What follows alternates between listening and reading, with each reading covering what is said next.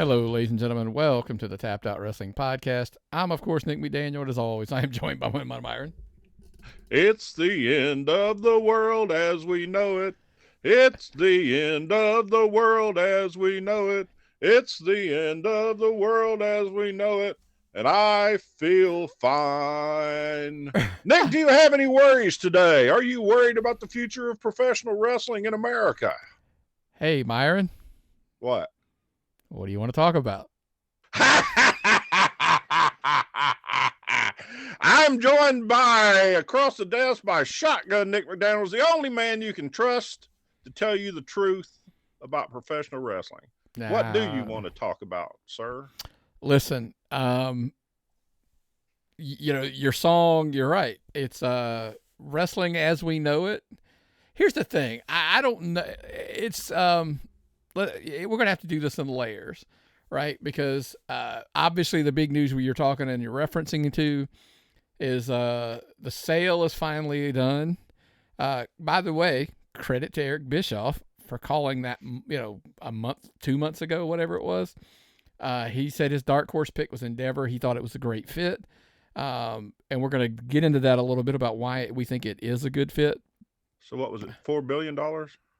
Nobody will ever pay $4 billion for WWE. Well, no, sir, they did not. They paid 9.3, apparently.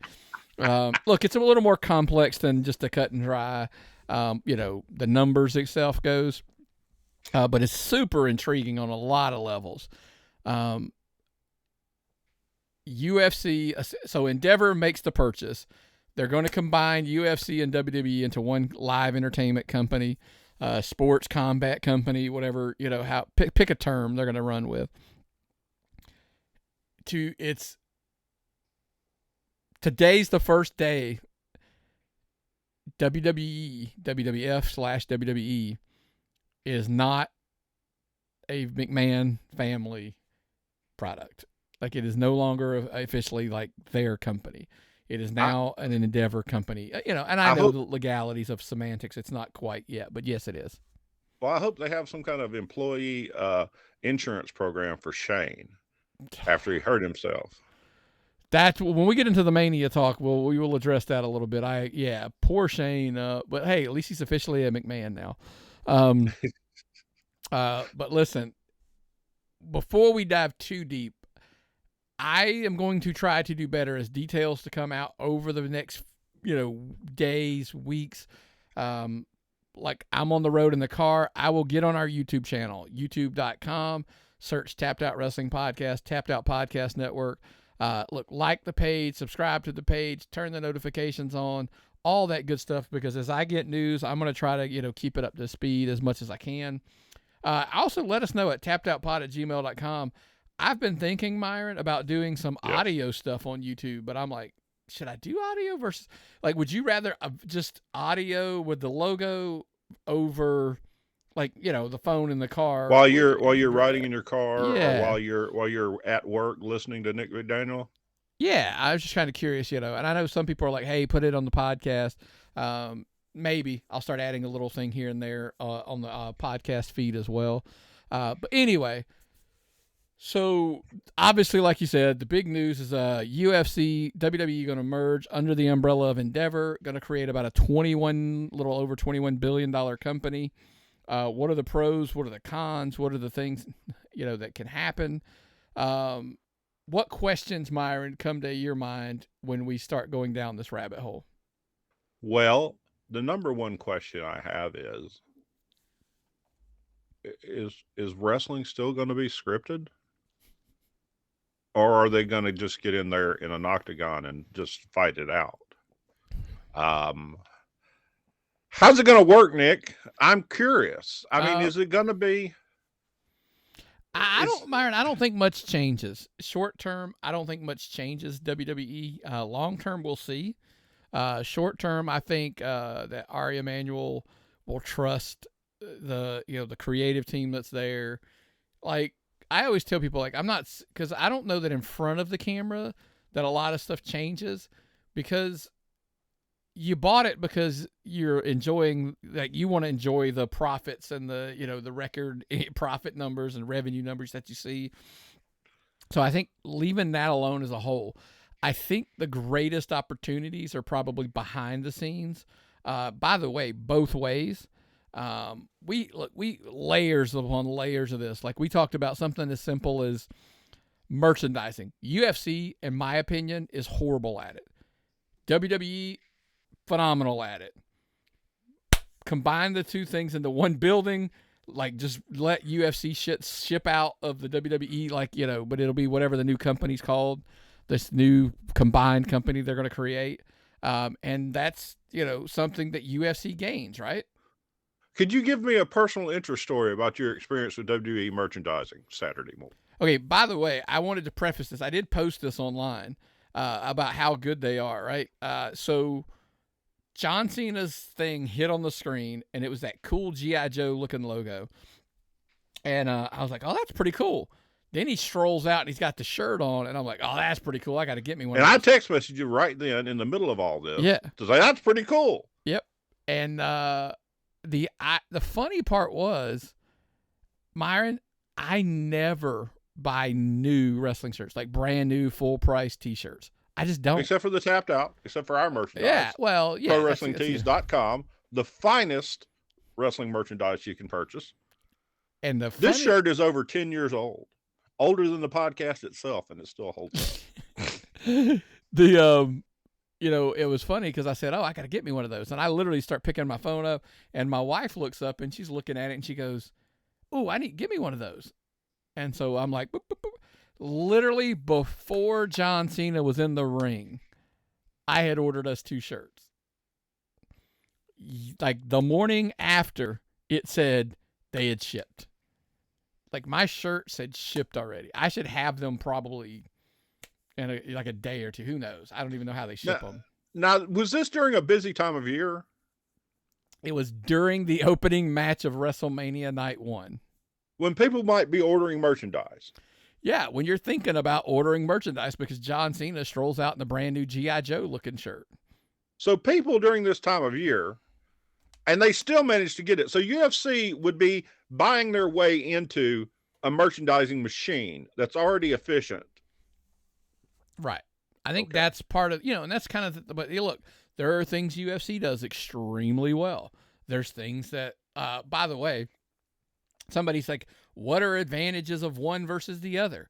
Okay, so one of the biggest things going on right now is Lamar Jackson and his negotiation, trying to get a better contract, fully guaranteed, whatever. I'm not going down that rabbit hole. But one of the things is that people say is that he should have an agent. Why? Agents take a percentage of your money. Agents, there's lots of reasons why. They shield you from the negativity, blah, blah, blah, blah, blah. But one of the reasons that they say you should have an agent is because teams handle agents a different way, because they also have to be concerned about this agent also represents, a wide receiver that's going to be a free agent next year that we really want. So we can't piss him off because we got to deal with him next year. Mm-hmm. Now, when UFC, WWE, are negotiating prices with buildings, like, hey, we want a UFC fight here. We've never had a UFC. Well, take care of us on our WWE deal, and we'll try to get you a UFC fight in your building in the next 6 months to a year. So you're telling me a $21 billion company will have more negotiating power than 2 $9 billion companies? Correct. Also, beyond even that, there's, by the way, buying power for merchandise like shirts and etc. I mean, because now you're going to be buying shirts for, anyway. But then there's also the aspect of where it really got interesting in me thinking about it was Endeavor actually also does like acting agencies, like social media agencies, Bob, they have other things that they're into. Why is it so easy for UFC fighters to get, acting gigs? Well, because they're owned by a company who also has acting, agencies. So now, by the way, WWE stars will inherit that benefit, that perk. So now people that are handling like, oh, well, we want this movie star. Well, we also now are negotiating because Roman Reigns wants movie gigs. Pathway to the Rock becomes shorter. By the way, I do believe, just for the record, I think that the Rock / $7 Productions owns a piece. It's a small piece, but they own a piece of Endeavor as well. So keep that all in mind as well. Correct me if I'm wrong, tapthatpod@gmail.com, but I do believe they own a percentage of that company. And he owns the USFL, so we also got a feeder. XFL. No, USFL. XFL. He owns XFL. Sorry, I apologize. Yeah. So now you have acting, fighting, and wrestling all under one umbrella. How could that benefit, Nick? I'm just curious. Well, how much easier does that make the transition from UFC fighters to become wrestlers? It used to be like we're worried about. Now we're still worried about like, hey, well, what if they go over there and they get injured or whatever? But at least it's for the benefit of the same company now. You know what I mean? Well, I saw a Boston Crab during the middle of a damn UFC match the other day. Hey, like the shit hurts. It's a legit move. Yeah, I mean seriously, and UFC. What was the other thing you were talking about? One thing the thing WWE is so good at promotion is marketing. Promotion. And marketing. Yeah, the carny stuff that WWE does so well, UFC doesn't seem to get. And UFC, okay, one thing we'll just be and throw this out here. WWE has to fight uphill to market their stuff because they're going up against the fact it's a wrestling promotion and people don't take it seriously. Yeah. But they've managed to overcome that with this massive carny, over the top marketing and they're super successful with it. Yeah. They've taken carny ass wrestling, for lack of a better way to put it, and penetrated into American society to the fact that wrestling references are in everything. And that's going to benefit UFC like you wouldn't believe. I also think, by the way, because here's the thing, the two audiences, people like have this natural assumption that they're like the same crowd. It is not in the least. No. If the growth opportunity, if they can somehow, and I'm not talking about like the entire fan base, because there are UFC purists who don't want anything to do with wrestling because it's fake. You know, they don't. It's just not real. Which, hey, if that's your thing, I get you. But by the way, there are also there are wrestling fans who won't embrace UFC because in some cases, guess what? It's not theatrical enough. It's just go in there, punch each other in the face. And people, like, it's hard for each side to understand the other side. You kind of have to learn, like, dude, everybody doesn't think your way. I had a great story this morning I'm not going to share on the air about just that exact thing. Like, people think, like, their way of thinking is the only way of thinking. So to hear, like if you could bleed 25, 33, 50% of the audience over, imagine the growth of both companies. And I think you're going to see a lot of the cross promotion of, like I said, I mean, if a guy gets done, he's done. You know, I don't want to do UFC anymore. I've had my last fight, but he needs to make a little bit of money. Just slide him over to WWE. Mm-hmm. Get him, training over there, and make get a little run over there to get another year or two out of his career to make a little money. Ronda Rousey, look how successful she's been. Brock Lesnar, Shayna Baszler.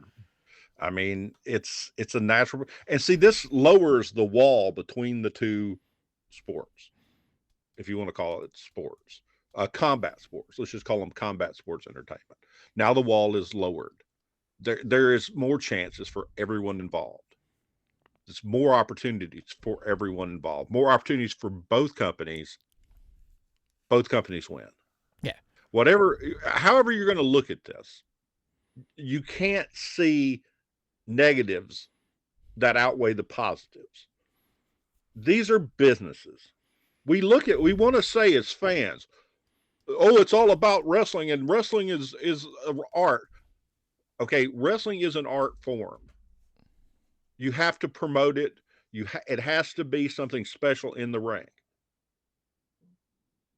But in order to get people to watch, in order to get it out there, you have to treat it as a business. If you can't make money at it, nobody's going to do it. and it'll never get outside of auction buildings, and it'll never get outside of small people wanting to perform arts. And WBE has taken arts and turned it into a $9 billion industry because they treat it as a business. And a business has made them this money, and a business has had this company. Vince bought WBE for $1 million. Okay, $1 million. He sold it for $9.3 billion. It's just, yeah. So that's a huge profit. Now, I want to put a picture up, Myron, because Yes. we're going to segue into some of the Mania stuff. By the way, this is about as old school as it gets. So, why, right? I'm going to explain why this picture matters and how that, in my opinion, does tie into the fact who won the main event of night 2 at WrestleMania. But before we do, we of course have to give our love to our sponsors here on the show. Look, I've been back to try. We talked about this. Nick's back on his health journey, trying to eat a little better, do the right thing, and doing the best I can. And of course, a vital and crucial part of that is our friends over at athleticgreens.com. You're going to need a smaller cabinet because now you can take all those supplements you're taking or not taking and replace them with this.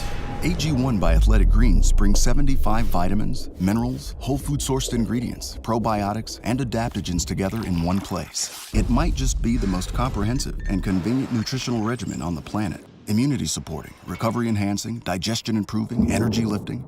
Made to the strictest quality standards. Made New Zealand. Made for just about everybody.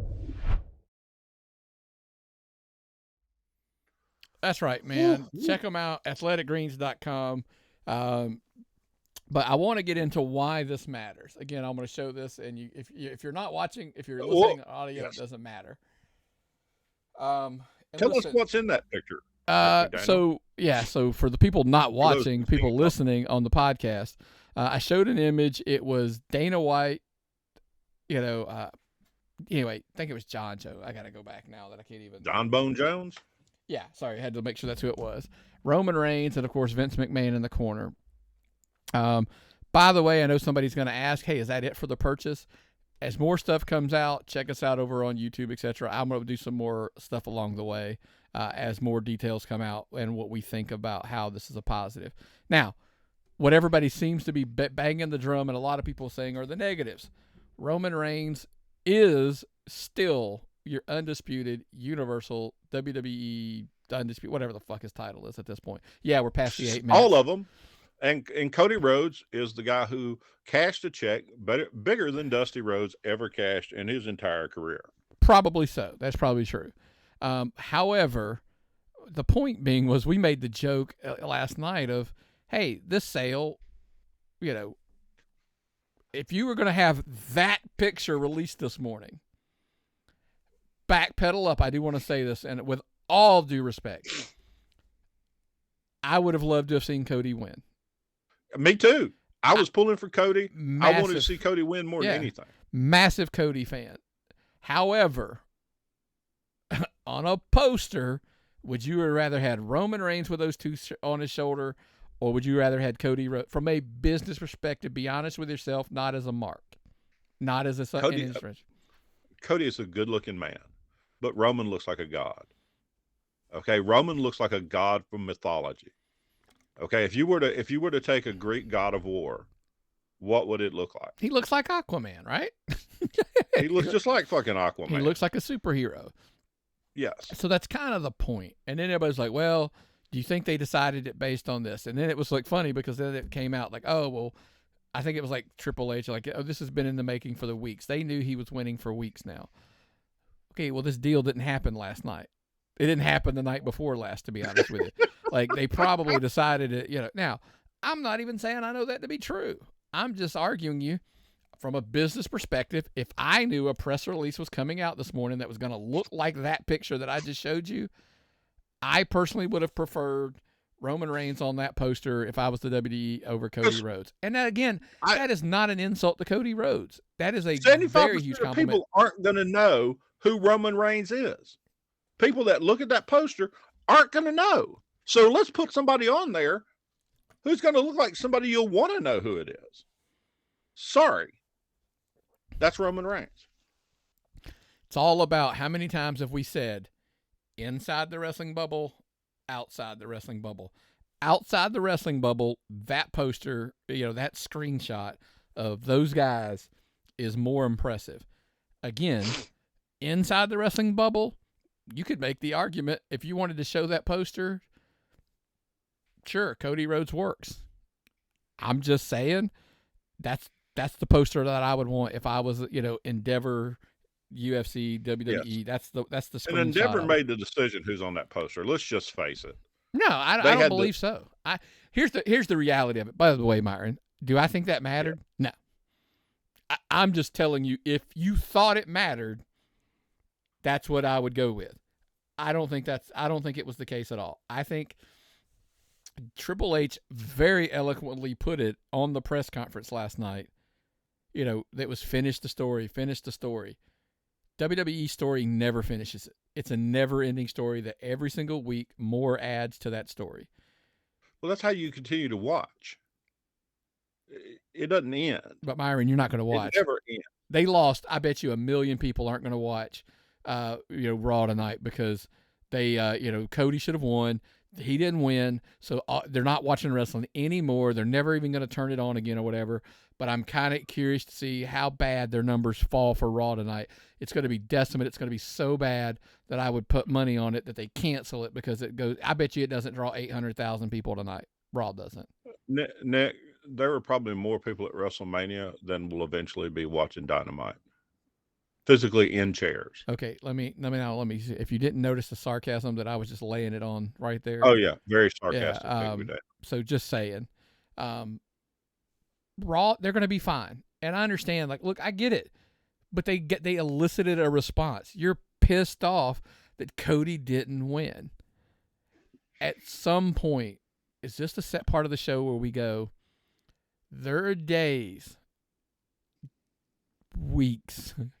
There are days and weeks where is it excruciatingly difficult to be a wrestling fan. Because that cross to bear at times when you see and read things on social media from other fans. And listen, by the way, I always say this. Best thing that ever happened out of social media, everybody got a voice. Worst thing that ever happened in social media, everybody got a voice. By the way, you could say that about podcasts, and I'm sitting here doing one. Well, Nick, I had to prepare myself for this episode because I've been working very hard. I stayed up last night late. So I got my coffee and I got my room temperature Diet Coke because I stayed up late with this cup, collecting the tears of internet wrestling fans because that's how I stay youthful, drinking the tears of internet wrestling fans. Also, I have this giant stick, okay? So I can beat on the roof of the basement. So my girlfriend, if I get too upset, my girlfriend will come down with a wet wash rag and damp my forehead because I get too angry while we're recording this podcast about internet. If we start talking about internet wrestling fans, Nick, I'm going to get angry because those people are ridiculous.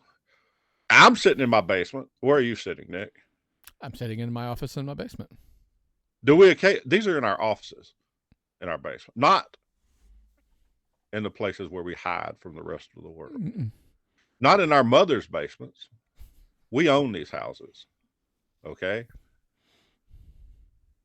We're adult men. We're not children.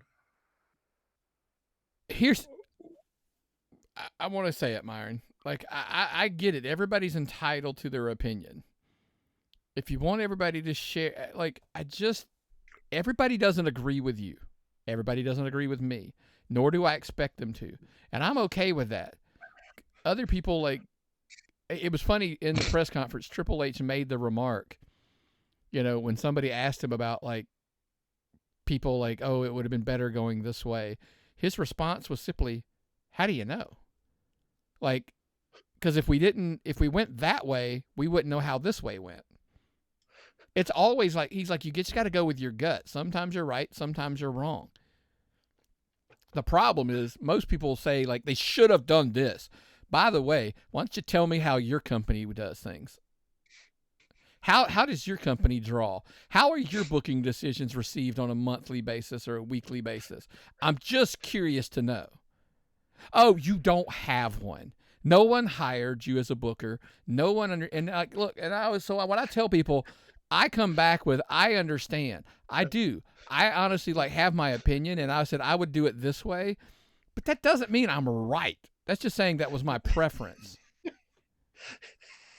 You don't have the book, is what you're telling me. No. You do not have the book for WrestleMania. Triple H didn't call me and ask me who should he put over, Cody or Roman. They made It's a their billion-dollar decision. company. It's a billion-dollar company, and they didn't let some mark on the internet book that show because they thought they could do better. My favorite. They didn't do that. They didn't do that to please some chronic masturbator in Illinois. Dude, I'll go one further. By the way, I am not knocking small promotions, by the way, because we all know I love going to them. But my favorite thing is to hear a guy who hasn't drawn more than, 100 fans or never worked in more in front of the 100 fans telling him he knows what they should have done. They should have done this. And I'm like, yeah, your track record's great, buddy. Because here's the thing. Everybody thinks we're sitting here telling them that our opinion is the right one. I never said that either. Oh. I'm just telling, look, would I have liked to see Cody Rhodes won? Sure.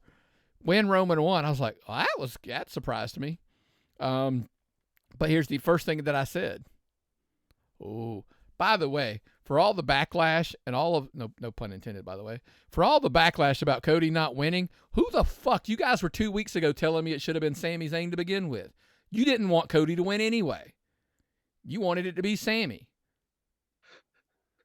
Or Jay. Then the train became Jay. Jay should be the one who beats him. Okay, so what if a month or 2 months from now, Jay does beat Roman? Or at SummerSlam, Jay beats Roman. Didn't you get what you wanted? If this was politics, these people would think they're those we the people motherfuckers wearing wigs signing the Constitution and shit, that they know that much about it. It's the same concept. It doesn't matter what your subject is. Yeah. These people know everything about everything. Okay? That's how we got to the point that people fight about everything in this country. People fight about politics. People fight. A damn guy walked back into Burger King in South Atlanta because of the sauce on his sandwich, and some kid took the gun away from him and shot him. Well, motherfucker, you had that coming. Myron. You went back into Burger King. Mandalorian. People fight about a TV like Mandalorian.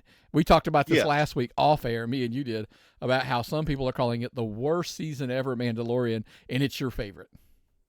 Yes. This is the way. Yeah. Yes. Guess what, folks? I cry almost every episode. Roman Reigns won and is still your undisputed WWE Universal Champion. Yes. This is the way. This is the way. This is the way. Yeah. And if you know, and I know, but I do understand, tappedoutpod@gmail.com. Send me the emails with how you would have booked it and how you would have drawn all this money for the next. By the way, you don't get to book that match. You have to send me in the email, tappedoutpod@gmail.com, how you would have had Cody win, and I need the next year of how you would have booked it, because it's not just that match. It's then what? Best 2 words in wrestling. Don't send it to me. No, I just said tappedoutpod@gmail.com, because best 2 words, in my opinion, in wrestling is always then what? Because I'll delete them. But no, he's got a good point. Then what? Because everybody then says, what? I'd have done this. Then what would you have done? Oh, I don't know. Then shut the fuck up. Because you have to know book for a year what. at least. Well, no, you just got to know then what. Well, do you think, let me ask you a question, Nick. Do you think Endeavor wanted to see the book before they bought the company? I don't know. You know what book they wanted to see? I think they wanted to see the accounting ledger. I don't think they really cared about the creative book, Myron. They wanted to see all that black. That lack of red, that's what the book they wanted to read. When they saw all that black ink in the accounting ledger, they was like, yeah, we want this company. Had it been a lot of red, here, by the way, for the record, if Cody Rhodes wins and all the marks are happy and that accounting book is all red, Endeavor ain't buying it. They don't give a shit. They could have let all that positivity today about Cody Rhodes being the champion, but all that red that would have been in that ledger, they wouldn't have bought it. They liked all that black. And by the way, they love all that chitter chatter, even if it's negative, all that bitching and complaining and crying. They see, look, hey, Triple H in the press conference last night said he looked at Twitter. At one point, somebody pointed out the top 20 trending items on Twitter. He said like 12 of them were WWE related. That's what he gave a shit. That's what Endeavor cares about. So all of your bitching and all of your complaining made them more appealing. Just saying. You got owned. You got worked. If we're gonna use wrestling terms, you got worked. Okay. All right. Do you think how much money do people spend? Is it, Nick? You always say the real money is when the babyface is chasing the heel. Oh, favorite thing I read, by the way, favorite thing I read this morning, because here's the thing. I enjoy people that have a differing opinion versus like fighting about it. That is such an 80s territory style logic. Really? I'll give you an example. I gave it to somebody this morning. The chase of Daniel Bryan. Argue with me all you want. Once Daniel Bryan won that championship, the descent began. I think his peak was at Mania when he won. And I'm not saying he fell off a cliff, but I do believe the descent began after he won, after he won and he was champion. I think because the chase was over. So, and look, tappedoutpod@gmail.com. If you disagree, I'm totally okay with that. That's fine. It is not an archaic old 80s territories mentality. Might have started then, but I still think it's true. Well, if you look at most of the major stars and most of the major champions over the years, they're much better as heels. Flair, much better as a heel. You look at John Cena was manufactured. As much as I love Cena, he was manufactured and couldn't be a heel. But if you look at Charlotte, much better as a heel than a face. Okay, It's easier to hate her than it is to feel sympathy for her, and that's the way it is. Yeah, you're going to want to hate these people. You're going to want to pull against them, and when they put that belt on, it makes them more hateable. And then you're going to want to spend your money buying merchandise for the babyface when the babyface doesn't have the belt. Hey, you're going to watch and hope. They gave you Hulk Hogan to the point that you were sick of it. I'm sick of him being, that's what happens. Babyfaces. Here, I want to give you the love of all lives. Kofi Kingston became champion, and I think people burned out, and that was like, it felt like overnight.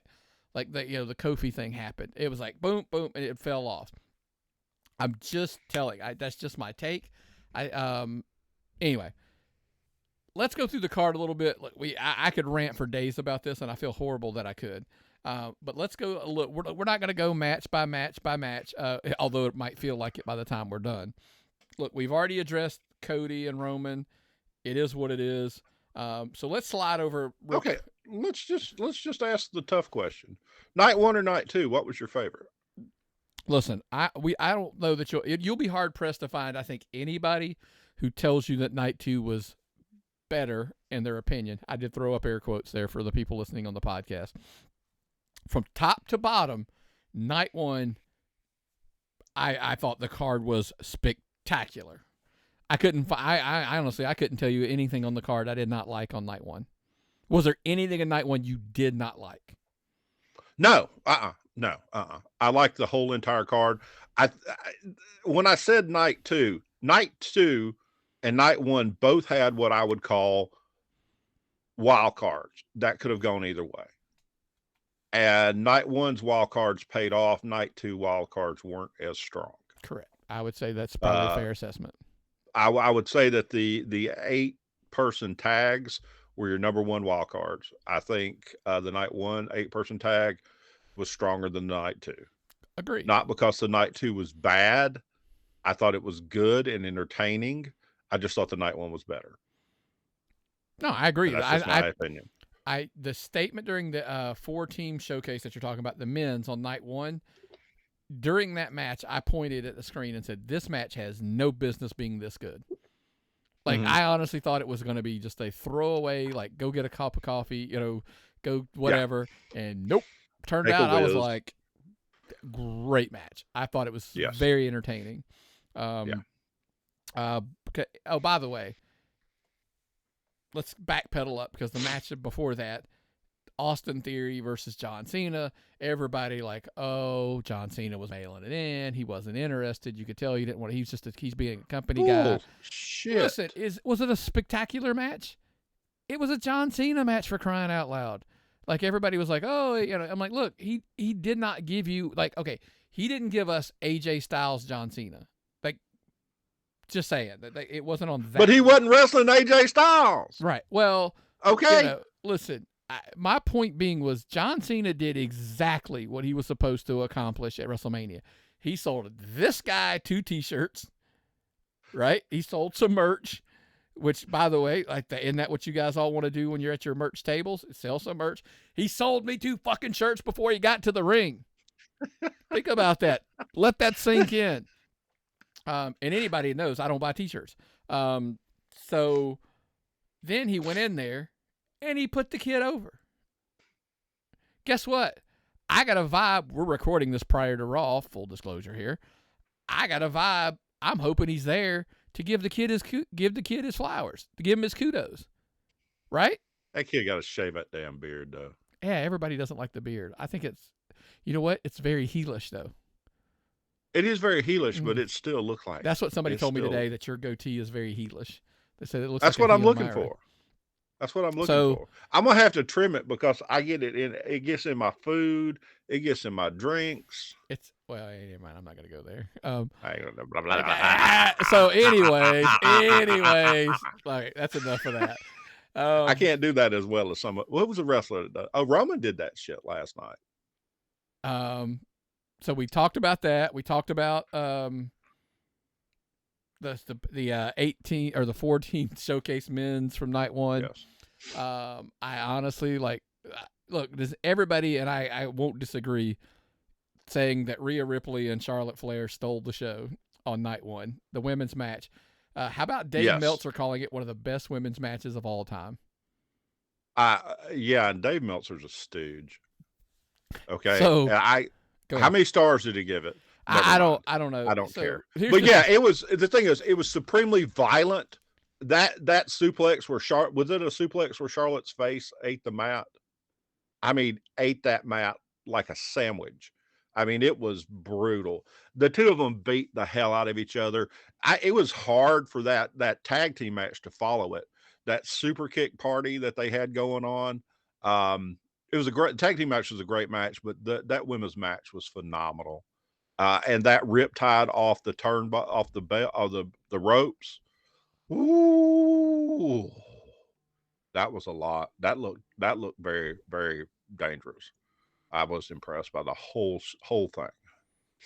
And that women's tag was fun. That women's 3-way tag, the six woman tag. Yeah, that was good. And listen, here's the thing. We've talked about this before, about learning kind of how to watch it as a fan and stop being so critical as far as like, I know everybody was like, hey, Lita's lost a step. She doesn't, blah, blah, blah, all that crazy Lita stuff. lost a step is still better than most. Look, and Trish. She did not look Trish like she is still lost phenomenal. Yeah. Trish is still phenomenal. And you got to realize, Trish wasn't a wrestler. Trish never was intended to be a wrestler. But she turned out to be a phenomenal wrestler. Exactly. Becky is amazing. I have fallen in love with Bayley. I'm sorry to say that. Bayley has just become not only a phenomenal wrestler, but a diva. And you never thought you'd see, as a heel, you never thought you'd see good little Bayley doing that. And her other teammates, Dakota and Io, have turned out to be good wrestlers. Yep. So that was a quality match. I didn't think anything was going to become of that, and it turned out to be really good. Like I said, the whole night 1, and then of course capped off. I mean, like the comments over the last few weeks. Like, I mean, you had to finish with Sammy and KO versus the Usos. And here's the thing, by the way, let's go out here and say this, because too many super kicks, but that's their thing. Yes. The Usos are becoming the Young Bucks of WWE with the super kicks. Hey, here's the thing, though. It was just entertaining. It was what it was. And I say that about Young Bucks matches, by the way. Not always necessarily my cup of my cup of tea, but they are entertaining. Whatever. I thought the Seth Rollins Logan Paul match was hold on. I just want to finish up on. I want to finish up on the Sammy thing real quick, and I'll tell you why. When I compare the difference between your average, I'm not saying there aren't exceptions. The difference between what I say, why I accept it in the Uso Sammy KO match, whereas sometimes in the Young Bucks matches I'm kind of like, it's too much. There was such a great story involved already in the Sammy KO. That's why it matters. So you can kind of overlook things when there's that part involved. Just kind of putting it out there. Yes. So I love a storyline. To me, the match doesn't matter as much as the storyline. No. I can excuse a match that doesn't really do it as long as the story is good. And I honestly, the payoff doesn't have to be as good as the storyline, in my opinion. So, and they work that whole. I mean, the Bloodline storyline's not over yet. I mean, we're going to see, and you got to realize they didn't have you don't have time at Mania to do all the talking that you would on Raw. There's going to be a lot of talking tonight on Raw that you don't see on Mania.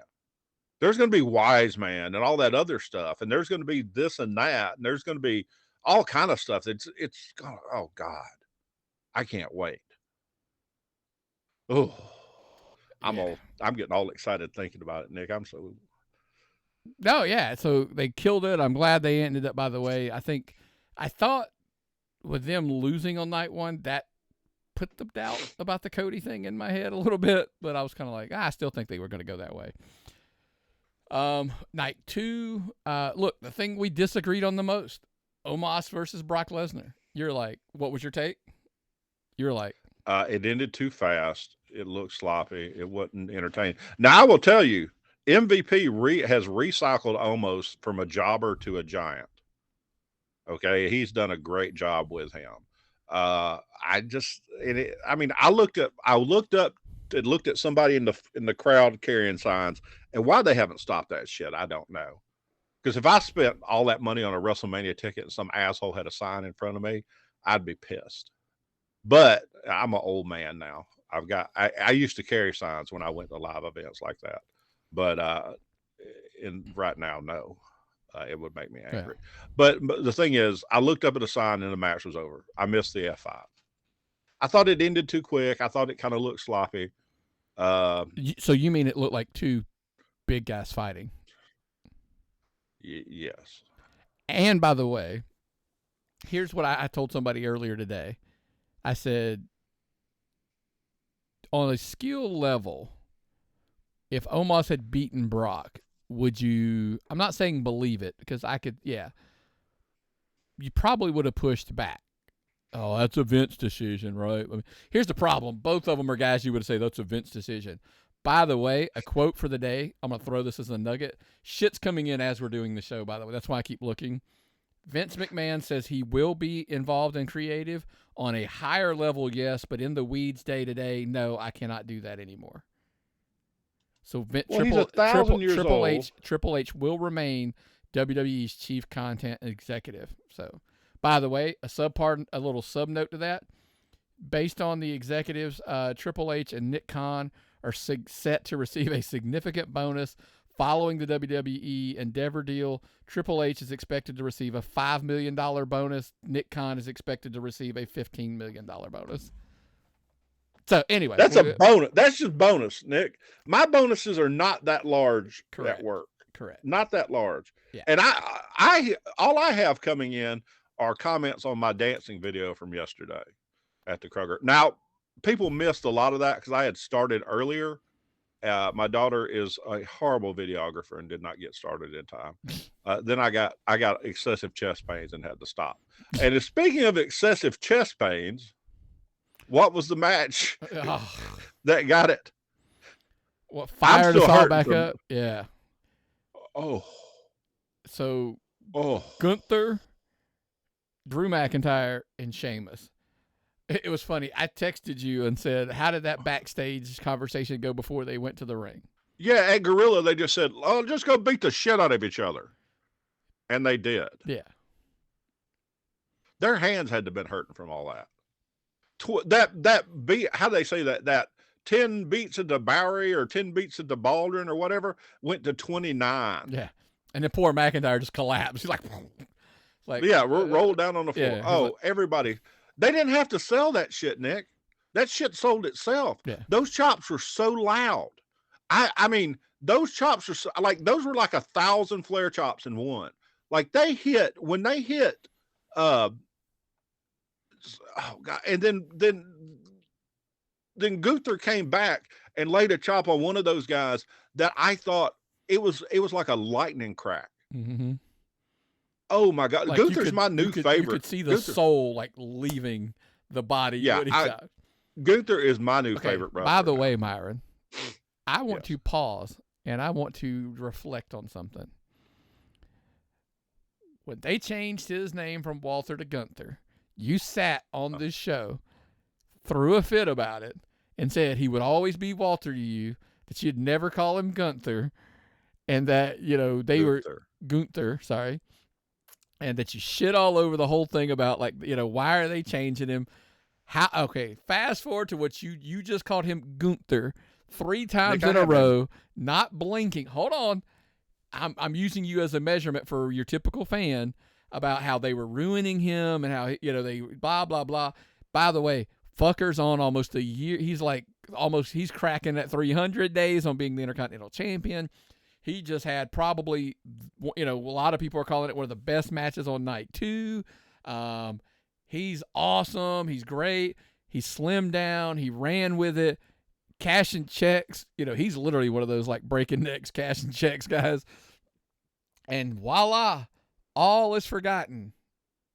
Well, I forgot a lot of stuff. I have actually clinical amnesia right now. That is true. I'm having to take medications for it.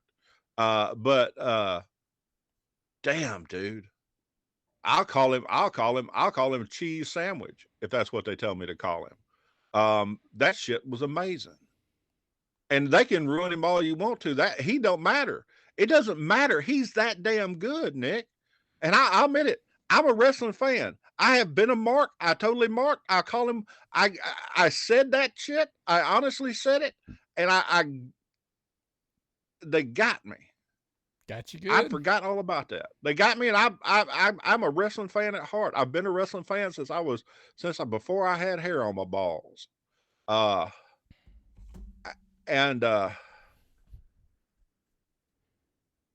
It was just beautiful. Like, and the problem with that match was everything after that had to follow it. Yeah. And everything, they had to escalate the violence in all of those matches. And nobody told Asuka and Bianca. And they went out there and had a great match. It didn't matter. If you'd have put that match on night 1, we'd have been saying that was a phenomenal match. And if you'd have put Charlotte and Ripley following that match, we wouldn't have thought it was that great. Because you'd have had to follow that match. I still disagree. I think they were so different. I think that was, I think it still would have stood out. But Bianca and Asuka was a great match. You just were following the most violent match you've seen in years. Yeah, a lot of people call it the most violent WrestleMania matches ever, which obviously leads us into Hell in a Cell. That's probably where we probably will end our WrestleMania conversation. Is Hell in a Cell. Nick. So we were talking about Finn Balor being busted open. Triple H in the press conference basically saying they stapled him together in the ring. That's kind of why Edge was wandering around, like trying to distract. That was beautiful. That was so smart of Edge to go out there and get the weapons and distract everybody. Because I knew they were looking at him.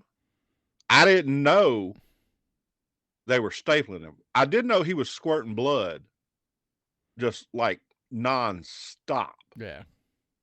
Oh my God. It was, and because they had to pull that mat out. Oh my God, Nick. He was just like, and seeing the wound on Facebook this morning, I was like, shit, that was like almost down to the skull. Yeah. They scalped that poor bastard. Because you saw the hit. He puts his hands up, and like when you see it from one angle, it's like, oh, he got his hands up, no big deal. But he got his hands up, and his hands like were between the steps of the ladder, and his head snapped back because the steps of the ladder caught him like right between the eyes. Oh shit! That was a violent match, and it was. Edge was scary. Edge was like old school Edge scary. I love that. And then he had to get the pace up and get out of there because I know a lot of people were pop complaining that it was too short. They shaved off probably 5 or 7, probably.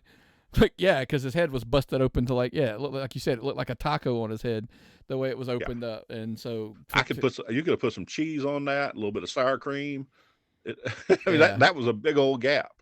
So overall, look, are there any matches? Look at the card. I know you got it pulled up in front of you. Is there anything that we missed that we need to talk about? Well, as far as we missed Seth on night 1. Didn't disappoint. As somebody said something horrible. I think it was James Caleb Kitchens that Seth did not watch Dark Side of the Ring. True. When he came down on his his zip line, weak zip line kind of thing. Yeah. A lot of people crapped on it. It is what it was. It was WrestleMania. To tie the beginning to the end, if we're going to end with Seth and Logan Paul. Logan Paul's deal was up post-Mania. I think a lot of the hang-up was with the Prime Energy drink. Would WWE commit to being a full push of it? They weren't, who knows? So that's why they hadn't worked out the deal yet, from my understanding. With this UFC deal, does that help? Because maybe he just attaches to both, gets behind both. Maybe. We'll see. Because here's the thing. Go ahead. No, I think it creates opportunities for them all to work together, because a lot of the UFC guys, are going over. Will they fight Jake and Logan in boxing matches? Will, guys go back and forth? Prime Drink being a sponsor on WWE and UFC. We'll see. I think Logan Paul, listen, contrary to popular belief, Logan Paul has a place. He has earned his spot at the table in WWE, in my opinion. Gimmick, character development, entertainer, athlete. I think he belongs there. If he Dancing so chooses. soda bottle. By the way, I have the reason KSI's in that suit is I believe he trains, and I believe he's in WWE before you know it. Yeah. So that's just my take. Yeah. Yeah, I was talking. We walked by. It was in Kroger yesterday, and we walked by the display right at the front, and they had the energy drink. And I'm like, let's get some of his, because I don't drink energy drinks. Just my heart. I say, nor should you. No, it shouldn't be a good idea, because I'm hyper as far as this whole thing about this seizure shit has got me hyper all the time because I'm not at work anymore. And I was like, let's get an energy drink. And they were like, no. I said, but it's Logan Paul's. And my daughter's like, I hate Logan Paul. If you're a young person and don't have an opinion about Logan Paul, you live in a cave. Yeah. Okay. That's what you want out of him. You want to see, he's a heel. He's a heel. Yeah. That's the way that works.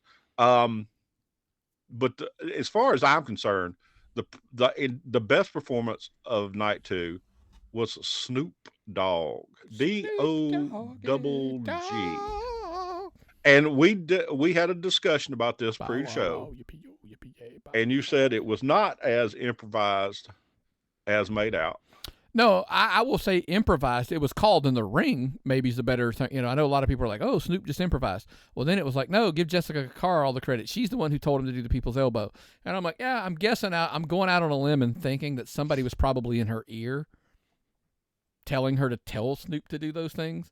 Which, by the way, for him to even get it and do it, great delivery. That would be totally improvised, call in the ring kind of spot. Doesn't matter if the guy calling the spot's in the back. It doesn't matter. I mean, if it was called, and he did it. Saved a spot with poor Shane getting hurt. That was just terrible, and hopefully he's speedy recovery. Was that his parting gift? I mean, they knew the sale thing was happening, and hey, let's put him on TV while we can, and blah blah blah. Yeah. By the way, if you really want my thing, Shane's a big fight fan. Welcome back to the family, motherfucker. I bet you if Shane could be back and Shane could be on the UFC side, he could be part of the bridge between the two companies, to be honest with you. Yeah.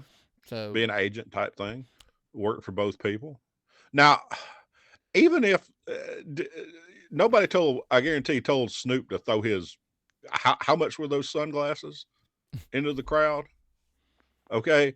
And execute that crip walk, people's elbow. Yeah. I mean, he overacted on that and sold it beautifully. Okay. He's an entertainer, dude. The contrary, it's not just about being a rapper. He's an entertainer, and he pulled it off just spectacularly. I thought, overall. So, listen, before we share our final thoughts, Myron, on WrestleMania, on the sale, please go over to the YouTube channel, man, and, go ahead and sign up. Like we said, like it. Turn on, like it, subscribe to it, turn your notifications on. Hell, become a member because, look, I got to keep more up to date with if there's this sale things going on and details. I'm going to put them over on the YouTube channel for sure. So make sure you're doing that. Spend your money. Then you're going to, if you're a podcast listener, we know some people are Apple Podcasts, Spotify, iHeartMedia, Amazon Music, on and on and on, anywhere and everywhere. Please subscribe, become a member over on YouTube. Keep up to date with the Tapped Out Wrestling Podcast. So before we get out of here, Myron, final takes on Mania. What are your thoughts? And then we'll be out of here. Let me pour some more of these Mark tears on me. Oh, I'm looking so young. Them Mark tears all over myself. I enjoyed the hell out of it. I don't care what anybody had to say. I had fun. I thought it was great. I thought it was one of the best Manias I've ever seen. There were gaps. Some of it wasn't perfect, but it was 2 nights of wrestling. You can't put on a 2-night, 6-8 hours of wrestling and not have gaps, not have 100%, occasional lapses. I thought it was wonderful. That arena they had it in was beautiful. SoFi's gorgeous, yeah. Even when it got dark, it was beautiful in the daylight. It was beautiful in the dark. Everything looked pretty. It was shot well. I can't complain about anything. I enjoyed the hell out of it. So that's just my take on the whole thing. I'm a wrestling fan, and I had fun. And maybe I excuse too much. Yeah. Maybe I'm not a critic enough because I lose myself in the enjoyment of it.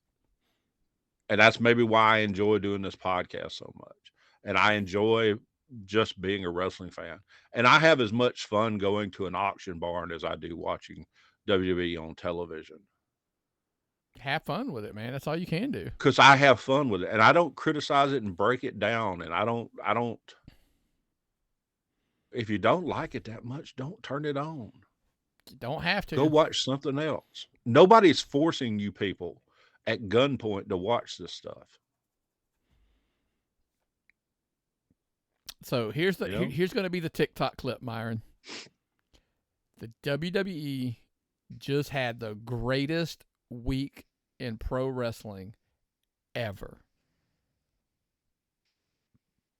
Financially, business, everything. Creative, sure, feel free to make your argument. I'm not even going to have that debate with you. You can't look between everything they pulled off between when we started, let's start at Friday from Smackdown around. And by the way, I haven't even seen Raw yet. Obviously, the Raw after WrestleMania, because we're recording beforehand, doesn't matter.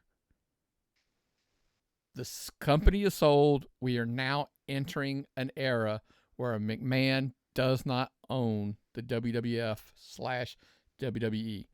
It's exciting times. We're going to see what happens. What does it mean? Slow down the reaction. Stop. My wife has a habit, and I tell her this. We like to project the doom and gloom of all the bad things that's going to happen. How about we take a fresh look at it and see what happens before we, bury this company? Could it be bad? Could happen. Not saying it's not possible. But you are putting that burden in your brain, by the way, not on them. They don't give a shit what you think in the sense of like, oh, it's going to be doom and gloom. I promise you they're over there projecting and trying to plan for great successes because that's what winners do. Stop putting it on, projecting it on it. sit back, be positive, and enjoy the ride. Because, again, I repeat, they just had the most successful week in pro wrestling history. By the way, you might argue even bigger than just wrestling history. This deal is a massive deal on so many levels. And, let's see where we're at. Let's enjoy the ride.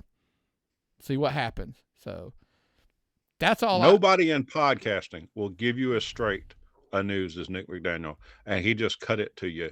He cut it off just like that. It's the truth, folks. It's going to be, and we're on a beautiful ride. We're going to have to see how it develops because we're on this roller coaster. We're not driving it. Just enjoy it. 100%. But that's all we have for today. This thing will evolve and keep moving, and we're going to try to keep up to speed on it. Oh, I'm looking forward to doing next week's show. Yeah. Listen, we're probably going to have some stuff along the way. There's so many things that are probably going to be announced over the next week. There'll be more stuff. Again, that's why it's important that you're subscribing on YouTube or on the podcast, one or the other, to keep you up to date. But that's all we have today, Myron. So What's the old saying, brother? If I've got nothing and you've got nothing, what time is it? It's time to tap out.